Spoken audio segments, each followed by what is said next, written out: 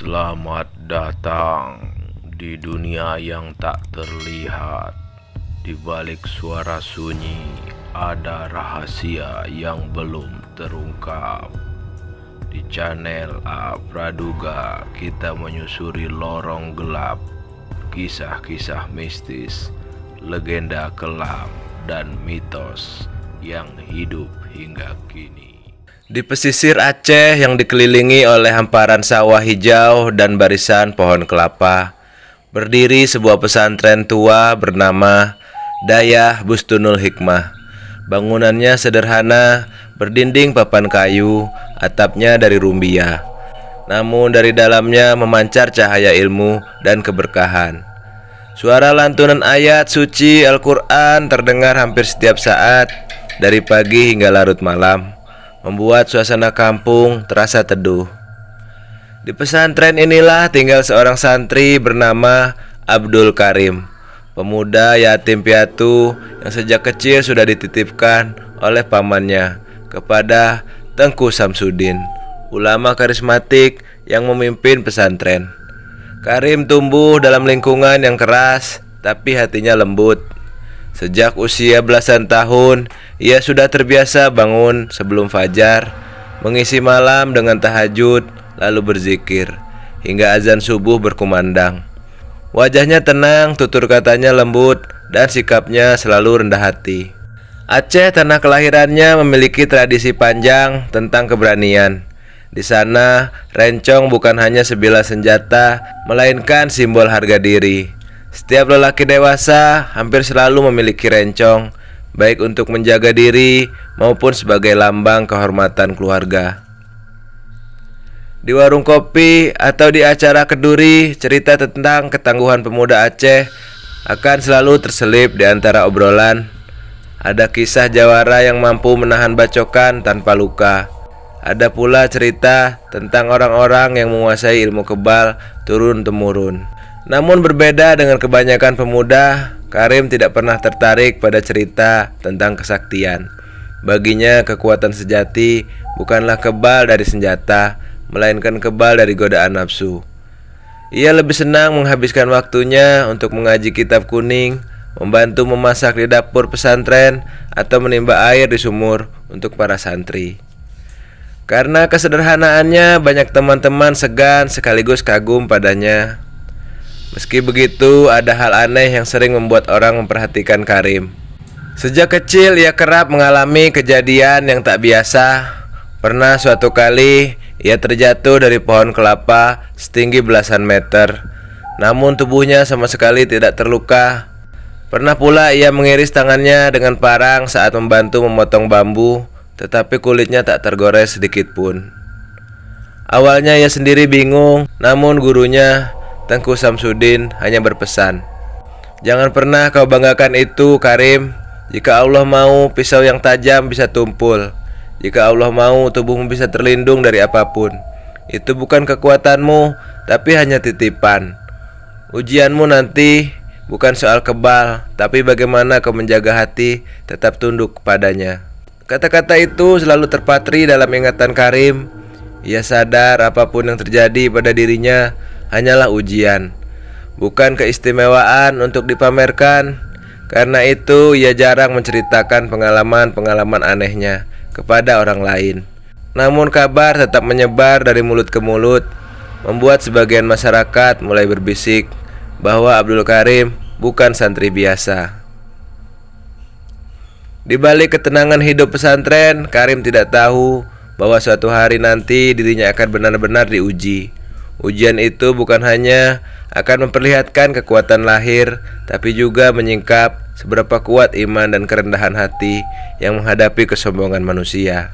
Suatu siang ketika matahari Aceh baru pas di atas kepala dan udara dipenuhi aroma ikan bakar dari rumah-rumah nelayan, suasana di sekitar Dayah Bustunul Hikmah mendadak berubah. Biasanya halaman pesantren dipenuhi suara murakabi, santri kecil yang bermain, serta ibu-ibu yang menjemur padi. Hari itu banyak orang dari kampung berdatangan. Beberapa dari mereka berpakaian serba hitam. Wajahnya tegas, langkahnya berat. Mereka membawa golok kecil di pinggang, dan senyum sinis yang tak menyembunyikan maksud menantang. Pemimpin rombongan itu, seorang pria berotot bernama Ismail, memiliki reputasi sebagai jawara kampung. Wajahnya bersahaja, tapi matanya tajam. Kumisnya rapi, dan ia tampak membawa sesuatu yang membuat orang-orang berbisik, sebuah rencong. Dengan sarung ukiran tua, dipercayai pusaka turun-temurun. Di tangan Ismail, rencong tersebut terlihat bersinar ketika terkena sinar matahari, seolah bukan sekedar alat, melainkan simbol harga diri yang harus dipertahankan. Di warung kopi dekat pesantren, obrolan cepat berubah menjadi sorak dan ejekan. Beberapa orang tua menggeleng khawatir, sementara bocah-bocah mendesak agar dipersilahkan menonton. Tengku Samsudin keluar dari serambi, wajahnya tenang, namun matanya menyiratkan kecemasan. Ia berjalan perlahan mendekati Ismail dan rombongan. Tapi Ismail tak menunjukkan tanda hormat, justru ia mendekat sambil berteriak keras agar seluruh santri berkumpul di halaman. "Kami dengar ada santri yang sok suci di sini. Siapa berani membuktikan kalau ia benar-benar sakti atau cuma pintar baca kitab?" teriak Ismail dengan mengejek. Suasana menegang, beberapa santri terlihat ragu-ragu, sebagian lagi mundur ke belakang. Tak ada yang mau menjadi bulan-bulanan arogansi, namun dari antara kerumunan, Abdul Karim melangkah maju. Wajahnya tetap tenang, seolah langkahnya bukan didorong oleh keberanian yang bodoh, melainkan oleh keyakinan yang telah diasah bertahun-tahun di bawah bimbingan Tengku. Dalam hatinya, Karim merasa denyut yang tak biasa, bukan takut menjadi bahan tertawaan, melainkan takut kalau tindakan itu memicu sesuatu yang sia-sia. Ia teringat pesan gurunya, ini bukan panggung untuk pamer. Jika Allah menghendaki pelindung, itu hanyalah amanah. Jagalah hati. Sebelum maju, Karim sempat menunduk, mengatur napas, dan di bibirnya meluncur wirid pendek, kalimat-kalimat yang selalu menenteramkan hatinya sejak kecil. Ismail melangkah mendekat sambil menunjuk rencong ke arah Karim. Suaranya penuh ejekan. "Baiklah, kalau kau memang suci, tunjukkan. Tahanlah bacokanku. Kalau tak terluka, aku akui kau orang pilihan. Kalau terluka, kau akan malu di depan kampung." Karim mengangkat kedua tangannya sedikit, bukan untuk menangkis, melainkan sebagai tanda ia tak berniat melawan manusia. Di udara terasa berat, burung-burung mendadak sunyi, bahkan bunyi ombak yang biasanya terdengar samar dari kejauhan seperti ikut menahan napas. Ismail menggenggam rencong lebih kuat, otot-otot lengannya menegang, dan dengan tenaga penuh ia mengayunkan rencong ke lengan kiri Karim. Suara logam memecah udara, fenomena yang tak seperti biasa karena diikuti gema panjang. Sekilas tampak kilatan biru pada bilah rencong ketika menyapu udara. Namun ketika ujungnya menyentuh kulit Karim, tak ada darah, tak ada jerit. Hanya bunyi seratan kain, baju, dan helaan nafas orang-orang yang menyadari sesuatu di luar nalar mereka. Ragam reaksi berhamburan, anak-anak terbengong, beberapa orang menutup mulut seperti tak percaya. Sementara beberapa pemuda dari rombongan Ismail menyeringai menahan malu. Ismail sendiri mundur setapak. Wajahnya berubah, bukan takut, melainkan kebingungan, dan ada sesuatu yang mulai beracun, ego yang luka. "Itu cuma kebetulan." Ismail mendongak, suaranya berusaha terdengar keras namun bergetar. "Coba lagi." Kali ini ia menargetkan lengan kanan, lalu bahu, dan akhirnya mencoba menghujamkan rencong ke arah dada Karim dengan kekuatan penuh. Setiap kali bilah tajam itu menyentuh, hasilnya sama, tidak ada luka. Bahkan pada satu kali rencongnya seperti bergetar di tangan Ismail sendiri, seolah daya tariknya melemah. Orang-orang menonton bergumam, beberapa memandang Tengku mencari penjelasan. Tengku Samsudin melangkah pelan mendekat, suaranya lembut namun memotong kebisuan. "Sudah, cukup. Ismail, jangan uji lagi." Ada ketegangan singkat. Ismail menatap Tengku dengan amarah yang kemudian berubah jadi rasa malu. karena menantang seorang ulama. Ia melepaskan genggamannya pada Rencong dan menunduk. Namun sebelum ia pergi, matanya menyapu ke arah Karim dengan campuran kebencian dan pesona. Ia tak suka dipermalukan.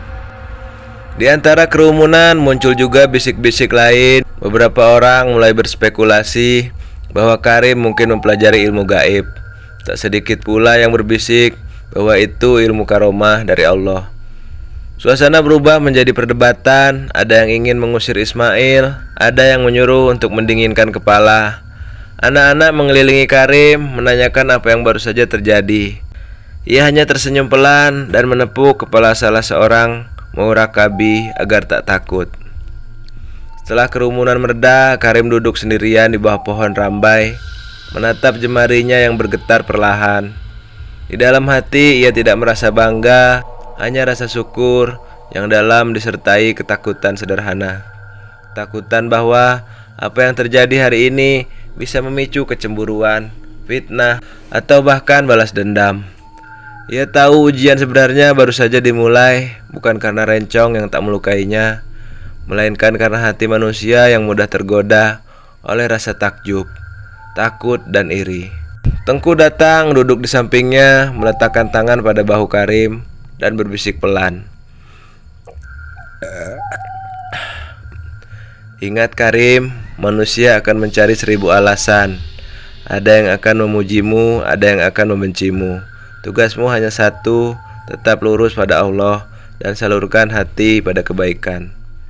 Malam harinya ketika lampu minyak mulai berkedip di serambi dan suara bacaan Al-Quran mengalun lembut, kabar tentang peristiwa di halaman pesantren menyebar ke seluruh gampong.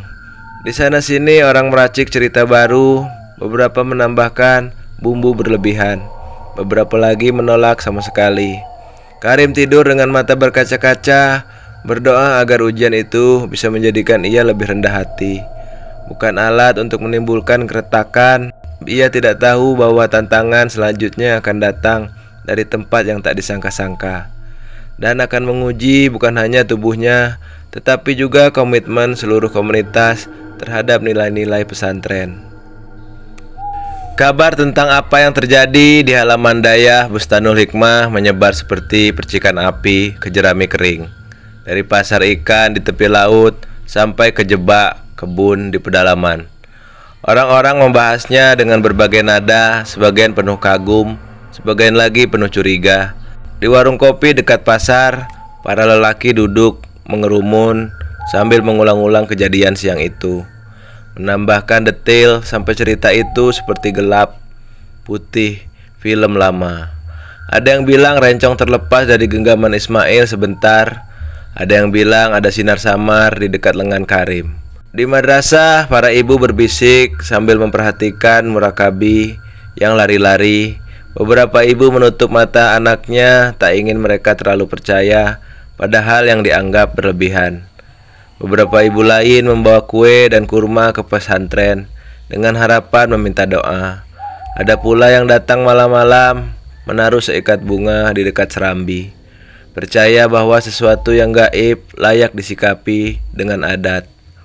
Kepedulian dan ketakutan bercampur. Dari rombongan itu muncul dua hal yang paling berbahaya: pujian berlebih dan kecurigaan yang menular. Kepala desa memanggil musyawarah darurat di balai kampung. Di situ hadir tokoh-tokoh penting: Tengku Samsudin yang tenang, imam masjid, beberapa tetua adat, perwakilan kelompok pemuda, serta beberapa keluarga yang ingin mendapat penjelasan. Ruangan sederhana itu penuh sesak, udara terasa lembab karena napas banyak orang, dan suara ombak yang terdengar dari jauh tak mampu menenangkannya. Kepala desa membuka pertemuan dengan suara berat. Ia takut fitnah bisa memecah kampung yang selama ini rukun. Tengku mengangkat tangannya menenangkan, suaranya lembut namun setiap kata bermuatan tegas. Kita hidup di komunitas kecil. Ketika sesuatu yang aneh muncul, kita punya dua jalan: mengadu pada tafsiran yang merusak atau kembali pada ilmu dan nasihat. Karim adalah santri kami. Ia bukan ikon untuk dipuja ataupun kambing hitam untuk dituduh. Kalau Allah menutup luka pada tubuhnya, kita syukuri. Kalau ada yang merasa tak adil, bicarakan secara baik-baik. Bukan semua orang tenang mendengar itu. Sejumlah pemuda yang semula ikut Ismail hadir. Matanya masih menyala. Mereka belum rela harga diri pemimpinnya terluka. Dari bibir salah seorang, isu mulai meluncur. Mungkin ia memakai jimat atau ilmu hitam. Tidak normal begitu saja.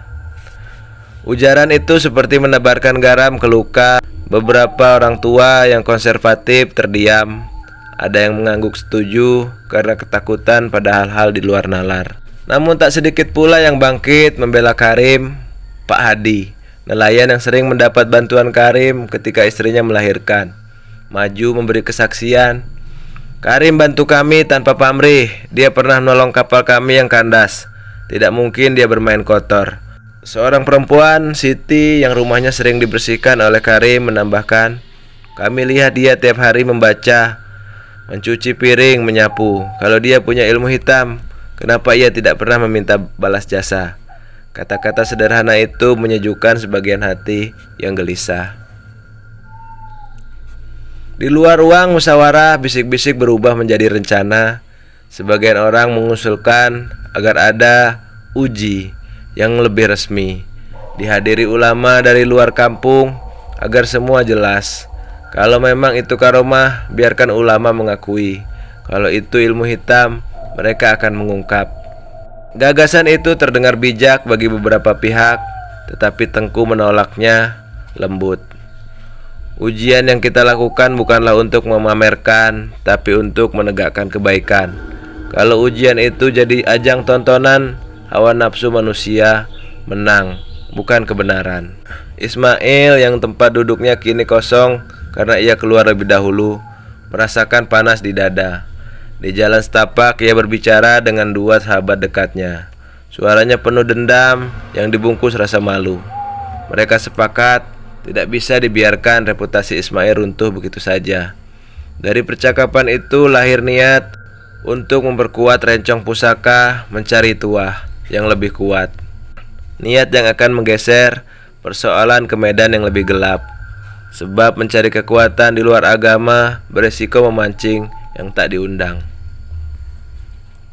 Sore harinya setelah pertemuan, banyak orang masih datang ke pesantren.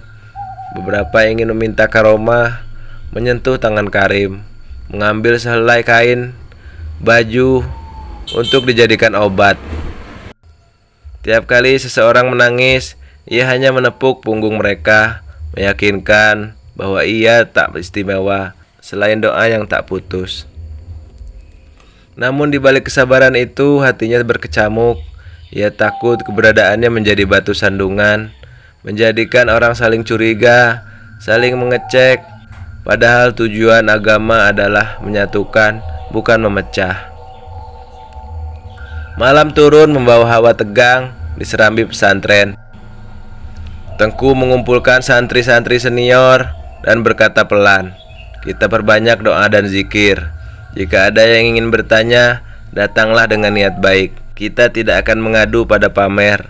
Kalau ada yang menginginkan uji, pastikan ia untuk menegakkan kebenaran, bukan memuaskan nafsu dendam. Karim tidur sedikit, matanya berat karena pikiran. Di sela-sela doa malamnya, ia memikirkan kembali nasihat Tengku, bahwa ujian terbesar bukan pisau yang tak melukai, melainkan bagaimana menjaga hati agar tidak dimakan pujian atau ditelan prasangka. Di luar, angin laut berhembus membawa bisik-bisik kampung yang kini pecah dua. Satu bagian ingin memeluk karomah sebagai berkah, bagian lain ingin membedahnya sampai semuanya terbuka. Karim menutup mata dengan satu doa sederhana agar apa yang terjadi tidak memutus tali persaudaraan di kampungnya. Namun ia belum tahu di balik kecemasan publik itu, Ismail sedang menempuh jalan lain.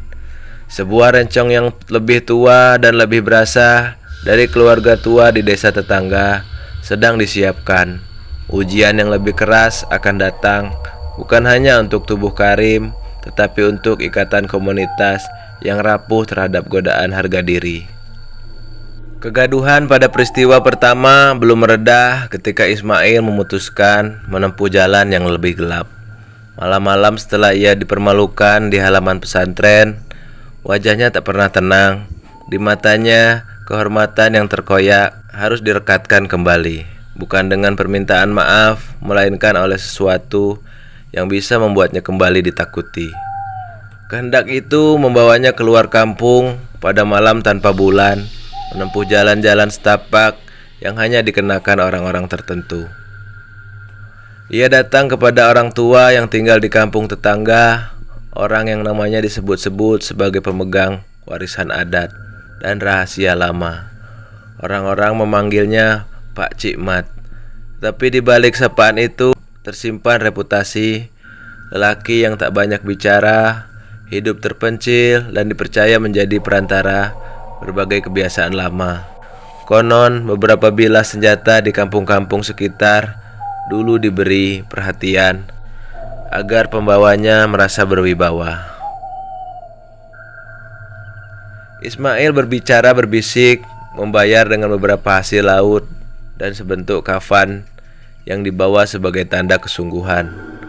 Uang dan alasan yang tampak kecil namun mewakili harga diri yang ingin ia tukar. Mereka bertemu di sebuah gubuk reot dekat sungai, di mana asap dari kayu bakar menari pelan di udara dingin. Pak Cikmat melihat Ismail lama, matanya seperti menimbang sesuatu yang tak terlihat. "Kau ingin rencongmu kembali punya wibawa?" tanya Pak Cikmat, suaranya serak. Ismail mengangguk, kata-kata penyesalan tak lagi mengisi mulutnya. Yang ada hanya kehausan untuk membalikan keadaan tanpa menjelaskan detil apa yang dilakukan. Narasi yang beredar di kampung kemudian menyebutkan ritual tertutup. Malam-malam membaca sesuatu yang tak jelas dan janji-janji yang membuat orang-orang bergidik. Di benak pembicaraan kampung tercium bau sesuatu yang tak wajar, perbuatan yang bertentangan dengan ajaran, namun dipilih karena ego dan harga diri. Keesokan paginya Ismail pulang membawa rencong dengan sarung yang baru. Ukiran lebih tajam, bilah tampak diberi lapisan mengkilap yang tak biasa. Mereka yang melihat dari jauh merasakan aura berbeda. Beberapa orang yang masih setia padanya mencium kemungkinan kemenangan. Ismail membentuk kelompok kecil pemuda, kini bukan hanya uji nyali di halaman pesantren, melainkan untuk panggung besar. Pasar kampung saat hari jual beli, di depan banyak orang akan jadi saksi jika ia berhasil. Berita itu sampai ke telinga Dayah Bustanul Hikmah. Rasa cemas merebak. Tengku mengumpulkan beberapa orang tua pesantren. Ia mengulang pesannya, jangan jadikan agama sebagai arena pamer. Namun ada juga keluarga yang datang mengemis agar tidak ada kerusuhan di pasar. Takut provokasi berubah jadi bentrokan. Kepala desa menawarkan solusi. Kalau harus ada ujian, lakukan secara tertib dengan saksi ulama dari daerah lain. Usul ini muncul menenangkan emosi, tetapi Ismail menolak mentah. Ia ingin peragaan, bukan pemeriksaan ilmiah. Hari yang ditentukan tiba, pasar dipenuhi pedagang, suara teriakan penjual, aroma ikan kering, serta derap sandal menciptakan latar yang hening bagi sebuah pertunjukan yang salah tempat.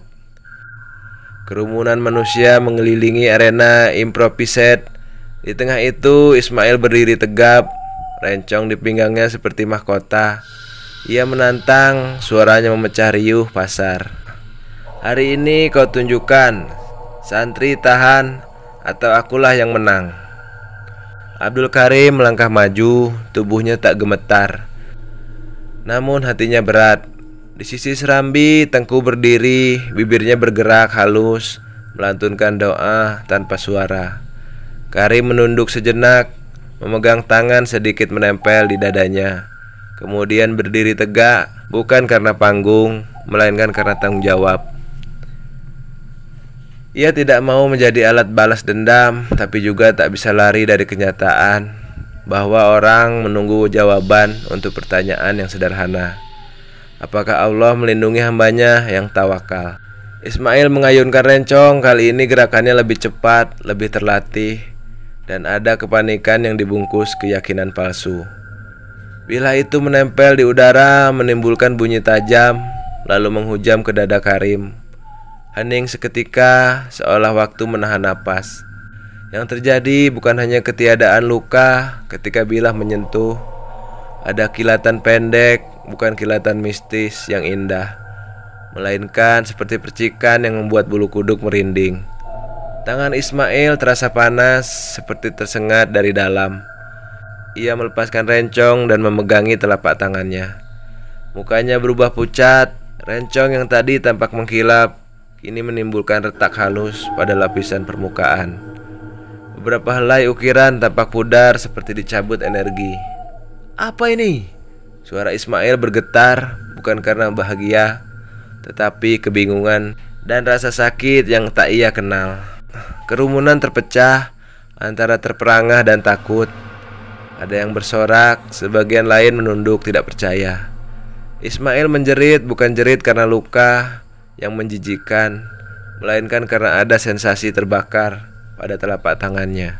Beberapa saksi mengatakan melihat bekas kemerahan yang muncul seketika, seperti lepuhan kecil namun tidak berdarah.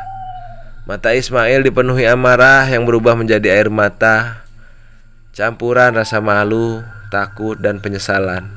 Tengku mendekat dengan tenang, menatap Ismail seperti melihat anak yang tersesat. Suaranya lembut namun tegas. "Kembalilah pada jalan yang lurus. Harga diri yang kau cari dengan cara memaksa dan merusak tidak akan membawa kemuliaan. Kau telah mengorbankan sesuatu yang lebih berbahaya dari rencong itu sendiri."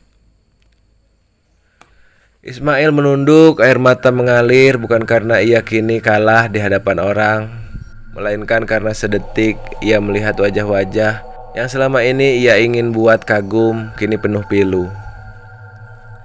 Sebagian pemuda yang mengikuti telah mundur, tidak sanggup menyaksikan perubahan yang tak mereka duga. Ada bisik bahwa rencong itu menuntut sesuatu sebagai bayarannya, bukan uang, melainkan kehormatan, hati yang tulus, atau sesuatu yang lebih dalam. Dan karena Ismail memberi dengan niat yang salah, yang dibalas adalah rasa sakit. Keesokan hari, berita tentang rencong bertuah itu berubah menjadi pelajaran di kampung.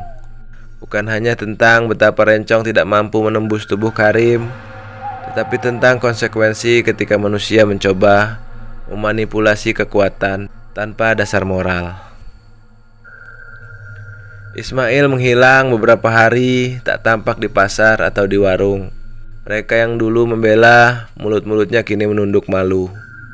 Dalam kesunyian pesantren, Karim terpaku merenung. Ia menyadari bahwa ujian kali ini lebih dalam, bukan sekedar membuktikan kebenaran, melainkan menyingkap sisi rapuh manusia yang tergoda oleh pujian dan takut akan hina. Tengku mengajaknya duduk, menatap ke laut dan berbisik, "Kita menang bukan ketika kita menang melawan orang, tapi ketika kita menaklukkan hawa nafsu sendiri." Di balik peristiwa dramatis itu, satu hal jelas, hubungan antara kuasa lahir dan kuasa batin berbeda jauh. Rencong yang dicari-cari untuk membalas malu justru menjadi cermin bagi siapa yang memegangnya. Ujian kedua menutup satu bab kekerasan dan membuka bab lain. Pertobatan, penata aturan kembali, tatanan komunitas, serta kesempatan bagi Ismail untuk memilih jalur baru. Jalan yang tak lagi menuntut martabat dengan cara menindas. Udara pagi di Daya Bustanul Hikmah terasa lebih ringan setelah beberapa hari keheningan yang tegang. Suara azan subuh mengalun seperti biasa, tetapi kali ini ada sesuatu yang berbeda. Bukan gegap gempita atau bisik-bisik takut yang mengantar ayam-ayam berkokok, melainkan langkah-langkah perlahan, seolah menata kembali ritme kampung. Orang-orang mulai kembali bertegur sapa, dan pada wajah mereka tampak bekas-bekas kejadian kemarin. Beberapa masih berkerut, beberapa sudah mulai tersenyum kikuk. Meski demikian, adanya perubahan kecil itu sudah menunjukkan proses penyembuhan. Ismail muncul di serambi pesantren ketika matahari masih rendah. Ia berjalan seperti orang yang membawa beban berat. Wajahnya tidak lagi bingkai congkak, justru tampak letih dan lembut. Di tangannya ia membawa sebuah bungkusan kecil yang dibungkus kain putih, sebuah tanda penyesalan yang sederhana. Ketika ia menatap ke dalam, pemandangan pertama semua orang, termasuk para santri, tertuju padanya. Ada bisik-bisik apakah ia datang untuk menantang lagi atau untuk meminta maaf.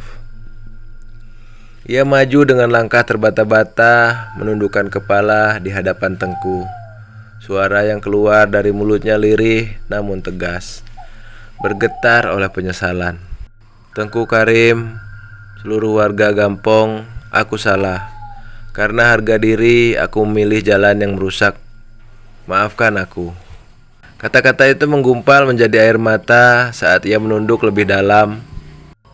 Antara rasa malu dan kelegaan, ia meletakkan bungkusan kain putih itu di hadapan Tengku. Rencong pusaka yang selama ini jadi simbol kebanggaannya kini dikembalikan. Tengku menatap sejenak isi bungkusan itu, lalu menengadah dan menata kata-kata. Kembalikan segala yang kau ambil dengan niat salah. Jika hatimu ingin diperbaiki, perbaiki dengan perbuatan, bukan hanya kata. Ismail berdiri memandang Karim dan dengan suara yang lebih keras dari sebelumnya, ia mengucapkan maaf langsung. Karim, aku yang mempermalukanmu. Aku melibatkan orang-orang dan membuat suasana gaduh. Maafkan aku. Keramahan Karim tetap sama, sederhana, tanpa arogansi. Ia maju memerangkul pundak Ismail. Di antara doa-doa dan bisik-bisik warga yang menyaksikan, ada satu hela napas lega yang meluncur dari bibir masing-masing pihak. Pengakuan itu bukan hanya membalikan keadaan, melainkan pembelajaran bagi seluruh Gampong bahwa pengakuan salah punya kekuatan membebaskan. Sementara harga diri yang dibangun di atas penindasan hanya membawa kehancuran. Beberapa hari kemudian diadakan pertemuan bersama yang lebih besar. Kepala desa memfasilitasi, para tetua adat hadir, serta perwakilan keluarga dari kedua belah pihak. Tujuannya bukan lagi mencari siapa yang paling sakti, tetapi bagaimana memulihkan ikatan sosial yang retak. Disitulah muncul keputusan kolektif. Rencong pusaka yang sempat dipuji-puji akan disimpan di Munasah sebagai objek peringatan, bukan untuk disakralkan, melainkan sebagai pelajaran sejarah. Setiap generasi diberi ruang untuk mendengar cerita itu, sehingga mereka belajar menghargai budi pekerti di atas kebanggaan. Tengku memimpin sebuah kenduri kecil di Munasah, bukan doa untuk menyucikan benda, melainkan doa syukur agar kampung terhindar dari fitnah. Dalam khutbahnya ia menegaskan poin yang selama ini menjadi pijakan hidupnya. Kebal yang sejati bukanlah ketika tubuh tak terluka oleh senjata, tetapi ketika hati tak lagi terluka oleh hasrat yang salah. Kebal dari ujian dunia berarti tahan dari godaan untuk memegahkan diri, tidak mencari pembenaran lewat tindakan yang merusak. Pesan itu menggema. Anak-anak yang dulu berebutan ingin menyentuh kain baju Karim kini duduk mendengarkan cerita tentang empati, tanggung jawab, dan tata krama.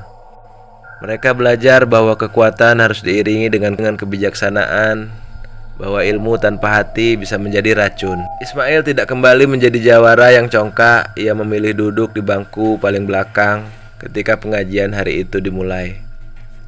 Mencontoh ketulusan yang baru ia temukan, secara perlahan ia bergabung dalam kegiatan sehari-hari pesantren, membersihkan halaman, membantu panen, ikut majelis ilmu. Tindakan-tindakan kecil itu menumbuhkan rasa hormat yang baru, bukan karena rasa takut, tetapi karena melihat perubahan yang tulus. Bagi banyak orang, transformasi Ismail adalah pelajaran nyata bahwa pertobatan bukan sekedar kata, ia harus diwujudkan lewat konsistensi.